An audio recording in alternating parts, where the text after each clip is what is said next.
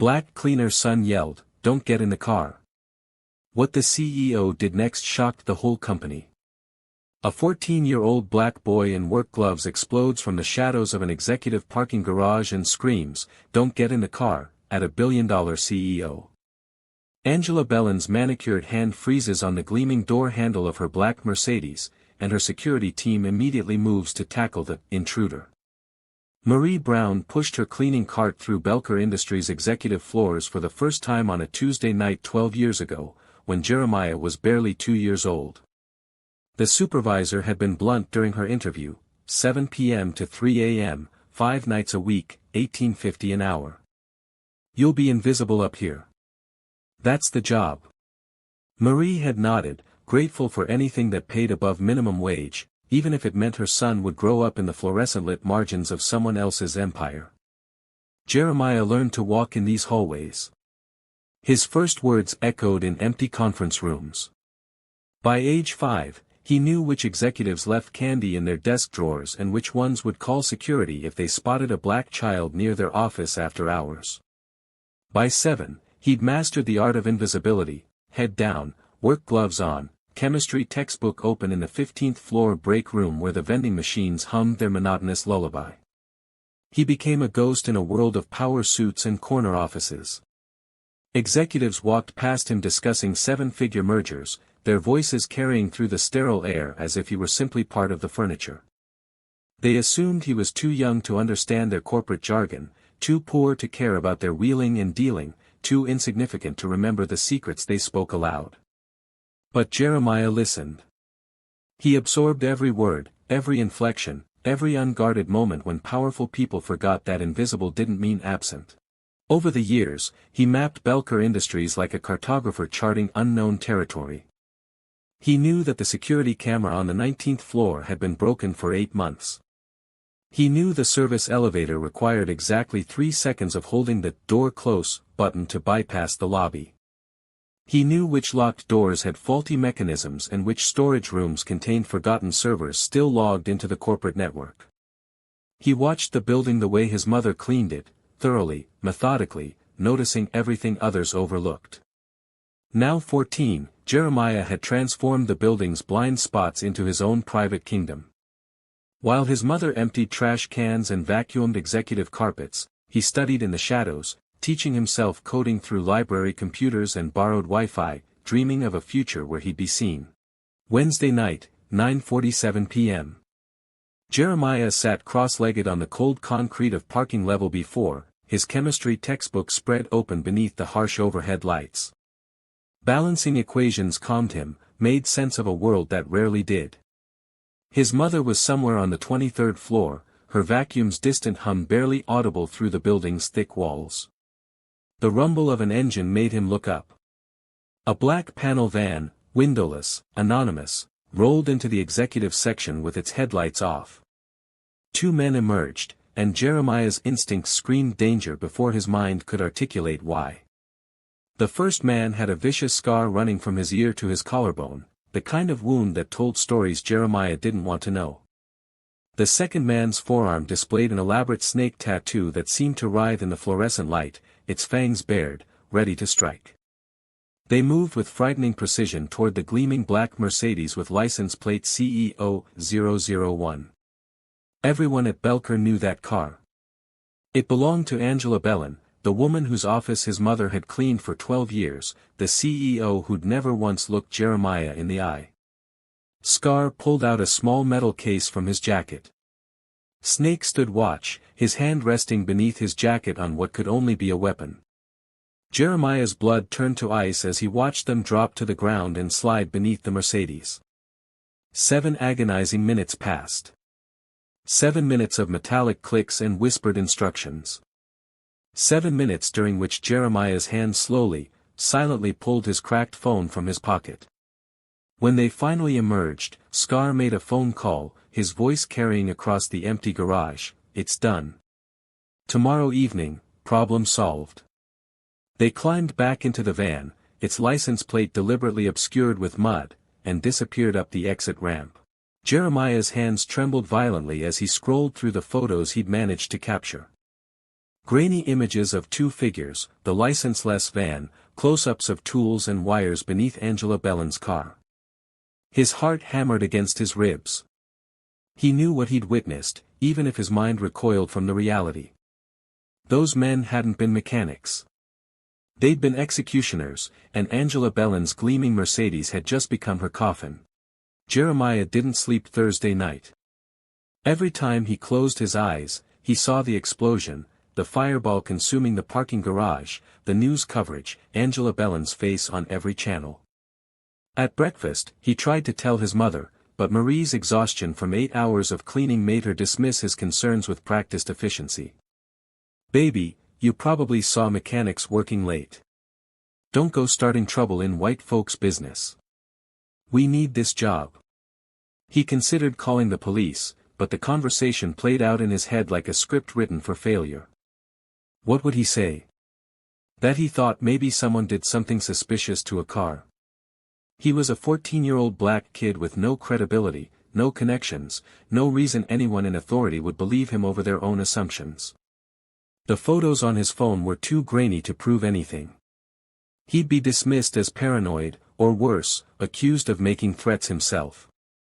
All day Thursday at school, Jeremiah monitored local news on his phone between classes, expecting headlines about a murdered CEO. But Angela's public calendar showed an out-of-town meeting in Chicago. She wouldn't return until Friday evening. The knowledge stretched time like taffy, each hour dragging into the next with excruciating slowness. Friday was torture. His teachers' voices became white noise. His classmates' laughter felt obscene against the weight of what he knew. At 3:15 p.m., Jeremiah told his school counselor he felt sick, not a lie, his stomach churned with dread, and took the bus to Belcor Industries. He used his mother's spare access card to enter through the service entrance, then positioned himself near the executive parking area, hidden behind a concrete pillar. At 6:03 p.m., Angela's car pulled into the garage, driven by her usual driver who parked it precisely in her reserved spot and walked away, whistling.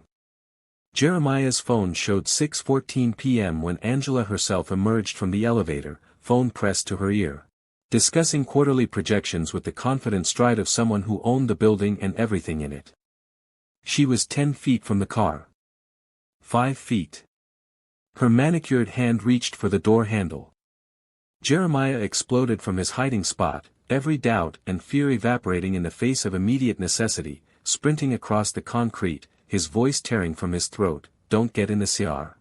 Davies had Jeremiah pinned to the concrete within 3 seconds flat, his knee pressing into the teenager's back with professional efficiency.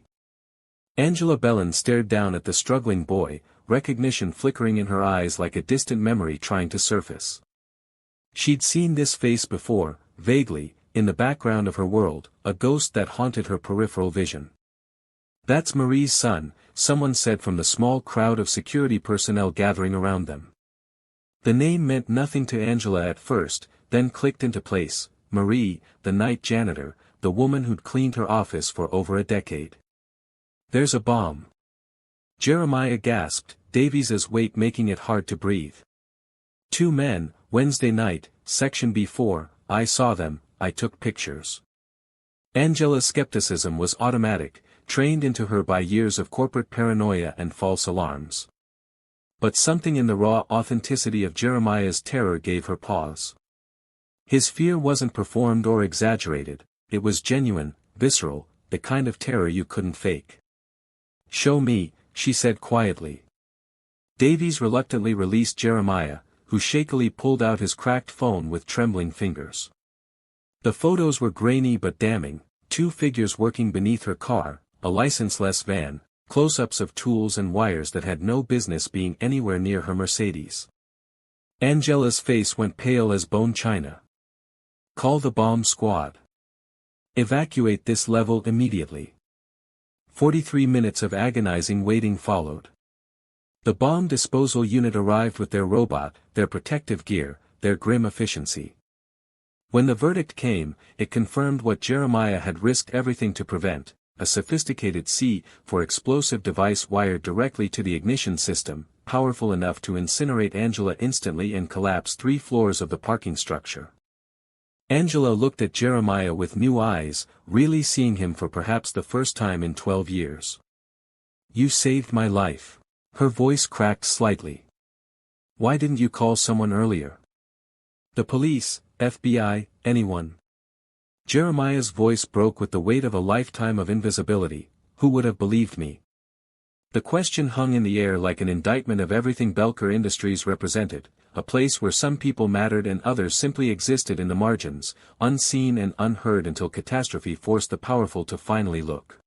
Angela insisted Jeremiah stay as police investigators swarmed the parking garage, their radios crackling with urgent communications. Upstairs in her private office, the same office his mother cleaned every night, Jeremiah sat in a leather chair that probably cost more than 3 months of Marie's salary, watching detectives take his statement with varying degrees of skepticism. The man with the scar said, "Problem solved," Jeremiah repeated for the 3rd time. Like killing you solves a problem. The phrase caught Angela's attention, pulling her from her shock. What problem would my death solve, she mused aloud, her CEO instincts kicking in despite the trauma. Someone wanted her dead. Not random violence, not mistaken identity, calculated assassination.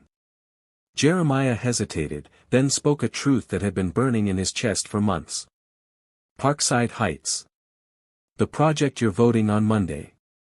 My aunt lives there. My whole neighborhood. 400 families you're planning to erase. Angela's expression hardened defensively. Parkside Heights is legitimate urban renewal, economic development for a struggling. It's gentrification, Jeremiah interrupted, surprising himself with his boldness. Luxury condos that no one in that neighborhood can afford. You're paying relocation costs that won't cover deposits anywhere else in the city. You're calling it development, but it's just ethnic cleansing with a real estate portfolio. Angela started to argue, then stopped. She'd never heard this perspective before. In her boardroom, Parkside Heights had been presented with PowerPoint slides showing neighborhood improvement metrics and economic uplift projections. But in Jeremiah's eyes, she saw the human cost her spreadsheets never calculated: families displaced, communities destroyed, lives upended for profit margins. Who benefits if I die before Monday's vote? She asked, her mind already racing through scenarios. Jeremiah didn't hesitate. Whoever becomes CEO in your place. Someone who's already decided Parkside will happen no matter what. The corporate succession plan flashed through Angela's mind. Marcus Hayward. Her trusted senior vice president. The man who'd championed Parkside Heights from day one, who'd pushed through feasibility studies and financing deals with unusual urgency. The man who would automatically assume control if she died. Angela's blood ran cold. I need to see everything you know about those men. Saturday, 2 a.m. Angela Belin moved through her own building like a criminal, following a 14-year-old boy through corridors she didn't know existed. Jeremiah led her past security cameras he knew were broken, through storage rooms where filing cabinets held secrets, down service staircases that smelled of industrial cleaning solution and forgotten time. How do you know all this? Angela whispered as Jeremiah used a paperclip to pick open a supposedly secure door with practiced ease. I've been here since I was 2, Jeremiah replied, his voice matter of fact. You learn things when nobody thinks you matter enough to watch.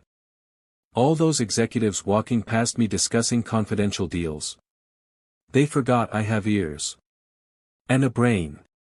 They reached the 21st floor executive server room using Marie's master cleaning access, a key that opened every door in Belcor Industries except the hearts of the people who worked there.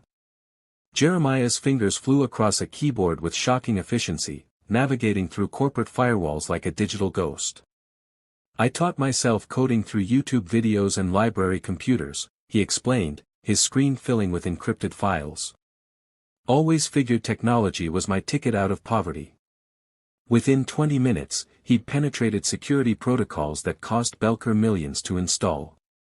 Angela watched in fascination and horror as Jeremiah uncovered encrypted emails between Marcus Hayward and a shell company called Riverside Solutions LLC. The communications were carefully worded, corporate speak designed for plausible deniability, but their meaning crystallized with chilling clarity: contract killing, life insurance payouts, accelerated project timelines, succession plans. Can you trace the money? Angela asked, her voice tight. Jeremiah's fingers never stopped moving. Already doing it. His cracked phone sat beside the keyboard, its screen displaying financial routing numbers and offshore account connections. The boy she'd never noticed for 12 years was systematically dismantling a conspiracy that would have destroyed her and hundreds of innocent families. Angela felt shame burn through her shock. How many other brilliant minds had she walked past, dismissing them as invisible simply because they wore work gloves instead of Armani suits? By 4:30 a.m. Saturday, they'd traced $47 million. The money trail wound through offshore accounts in the Cayman Islands, shell companies in Delaware, and real estate trusts in 3 different states, all connecting back to Marcus Hayward's personal accounts like veins feeding a diseased heart. He'd been embezzling from Parkside Heights development funds for 18 months, skimming from construction budgets and vendor contracts, building his fortune on the backs of families he planned to displace. But the theft only worked if Parkside Heights moved forward. If Angela lived and voted against the project on Monday, auditors would eventually discover the missing funds. The math was brutal and simple: Hayward needed Angela dead to secure both his theft and his corporate ascension. Here, Jeremiah said, pulling up more files. $500,000 paid to RS Solutions, the van rental company. Another $750,000 for consulting services, corporate euphemism for contract killing. All traced directly back to Hayward's Cayman Islands account, all timestamped, all documented with the kind of digital permanence that destroyed plausible deniability. We need to record him confessing, Angela said, her shock crystallizing into cold fury. Digital evidence can be challenged by expensive lawyers. But a recording of him admitting everything. Jeremiah's eyes widened. You want to bait him? That's insane. You jumped in front of a car bomb for me, Angela countered, meeting his gaze. I think we're past insane and into necessary. They spent the rest of Saturday creating a trap. An emergency board meeting scheduled for Monday morning at 10 a.m., with all major investors present via video conference. The agenda read simply: critical security breach and leadership succession concerns. Hayward wouldn't be able to resist. He'd think Angela suspected someone but didn't know who. He'd try to deflect, control the narrative, protect his scheme. And that's when they would strike, not with accusations, but with evidence so overwhelming that denial would be impossible. Jeremiah set up the laptop connections, tested the screen-sharing protocols, organized the evidence into a devastating presentation.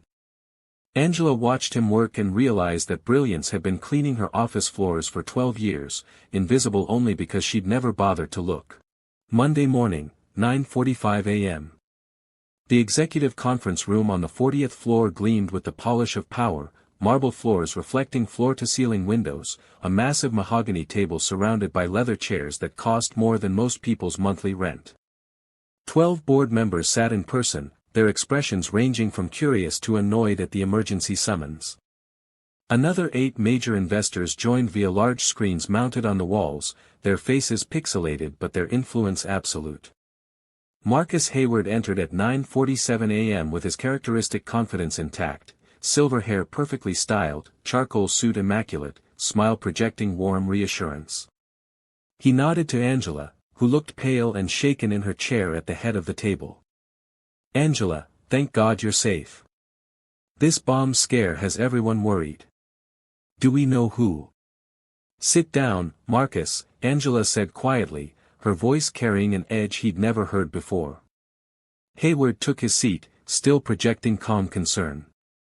Have police identified the perpetrators? We have, Angela replied. She nodded toward Jeremiah, who stood nervously beside a laptop connected to all the screens via cables that snaked across the polished floor. Thanks to Jeremiah Brown, the son of our night cleaning supervisor Marie Brown. Several board members glanced at Jeremiah with barely concealed dismissiveness, a black teenager in khakis and a button-down shirt that didn't quite fit, clearly borrowed for the occasion. The unspoken question rippled through the room, why is he here? Jeremiah saved my life Friday evening, Angela continued, her voice gaining strength. But more importantly, he helped me uncover something far bigger than one assassination attempt.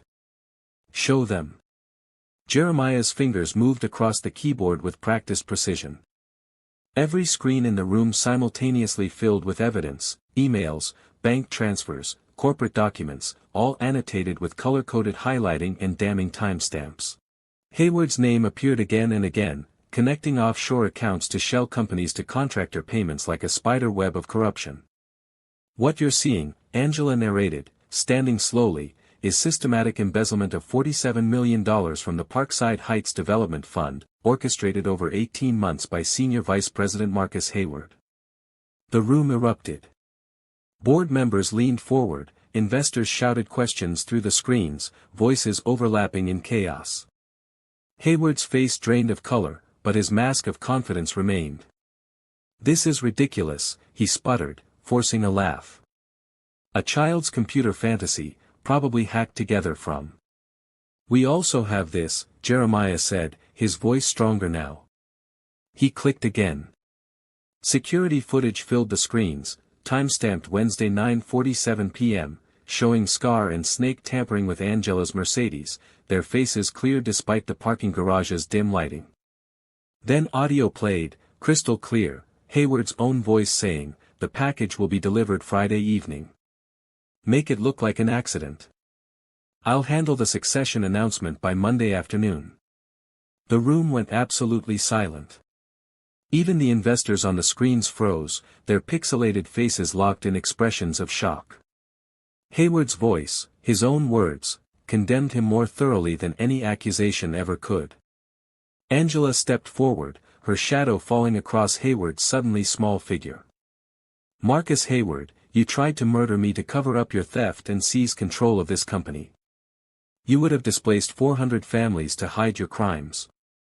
And you would have gotten away with it, except for a 14-year-old boy you never thought was worth noticing." Federal agents entered from the adjacent office where they'd been listening to everything, their badges gleaming. "Marcus Hayward, you're under arrest for conspiracy to commit murder, wire fraud, embezzlement, and racketeering." As they handcuffed him, Hayward's mask finally cracked. He looked at Jeremiah with pure hatred. "You're nobody. Just a janitor's kid. You don't belong here." Jeremiah met his gaze steadily, his voice calm and certain, "That's where you're wrong. I belong everywhere I stand." 6 months later, Belcor Industries had transformed. The Parkside Heights project sat cancelled, its predatory ambitions replaced by community investment initiatives. The $47 million recovered from Hayward, who was serving 25 years in federal prison, had been redirected into the Brown Initiative, a comprehensive scholarship and mentorship program for children of service workers, janitorial staff, security personnel, and low-income families throughout the city. Marie Brown now carried the title Director of Corporate Culture, earning a 6-figure salary that still made her shake her head in disbelief some mornings.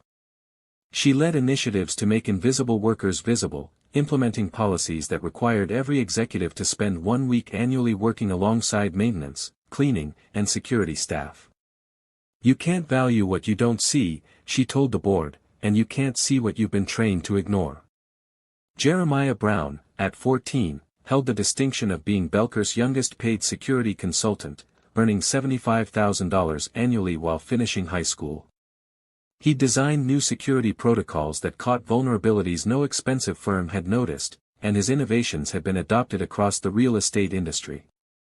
He split his time between advanced placement classes, consulting work, and teaching free coding classes to kids in his neighborhood, kids who looked like him and needed someone to prove that brilliance doesn't require a pedigree. Angela Belin stood in her office, the same office Marie cleaned, though now they often shared coffee together and discussed philosophy as much as cleaning schedules. Angela looked out at the city with new eyes, seeing not just properties and profit margins but people, communities, families, lives that mattered beyond their economic utility. A knock interrupted her thoughts. Jeremiah entered, tablet in hand, his confidence natural now rather than hard-won.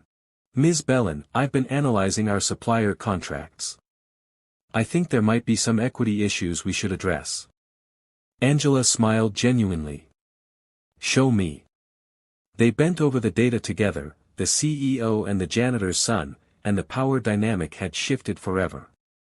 Not because Angela had lost power, but because she'd learned to see it in places she'd never looked before. Heroism doesn't arrive in tailored suits, she'd learned that terrifying night. Sometimes it arrives in work gloves and a faded polo shirt, carried by someone the world trained you not to see. Jeremiah Brown hadn't just saved her life. He'd saved her soul.